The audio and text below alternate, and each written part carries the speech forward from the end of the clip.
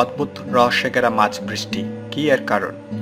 গেল ১০০ বছর ধরে অদ্ভুত রকমের এক আবহাওয়ার পরিস্থিতির অভিজ্ঞতা অর্জন করে আসছেন হন্ডুরাসের ইউরু শহরের বাসিন্দারা। প্রতি বছর মে কিংবা জুন মাসে মাছ বৃষ্টি হয় দেশটিতে।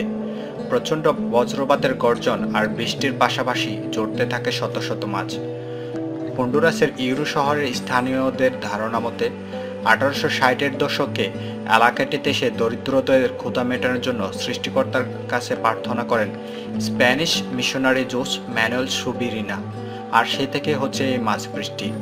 কেবল হন্ডুরাসই নয়, মাছ বৃষ্টির ঘটনার আলামত মিলেছে আরও কয়েকটি দেশে। গেল বছর মাছ বৃষ্টির অভিজ্ঞতা লাভ করেছে শ্রীলঙ্কা, আর সম্প্রতি থাইল্যান্ডে মাছ বৃষ্টি হওয়ার খবর জানা গেলেও তা আদৌ মাছ বৃষ্টি ছিল নাকি মাছবাহী লরি খুলে রাস্তায় মাছ পড়ে যাওয়ার ঘটনা ছিল তা নিয়ে দ্বিমত রয়েছে।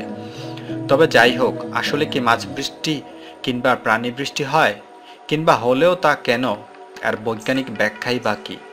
বিশ্বজুড়ে ব্যাপক রহস্য উদ্রেককারী এই ঘটনাটি আদতে কেন হয় তা নিয়ে খুবই হাতে গোনা কিছু বৈজ্ঞানিক ব্যাখ্যা পাওয়া গেছে। এর মধ্যে সবচেয়ে প্রচলিত মতটি হলো প্রাণীর উপর দিয়ে বয়ে যাওয়া টর্নেডো নিয়ে দেয়া ব্যাখ্যাটি।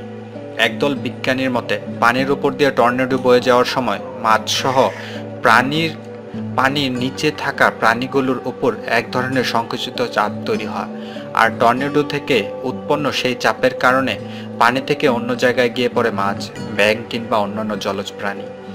তবে বিজ্ঞানীদের মতে স্থলভাগের টর্নেডো চেয়ে পানিতে সৃষ্ট টর্নেডো অপেক্ষাকৃতভাবে কম শক্তিশালী হয়।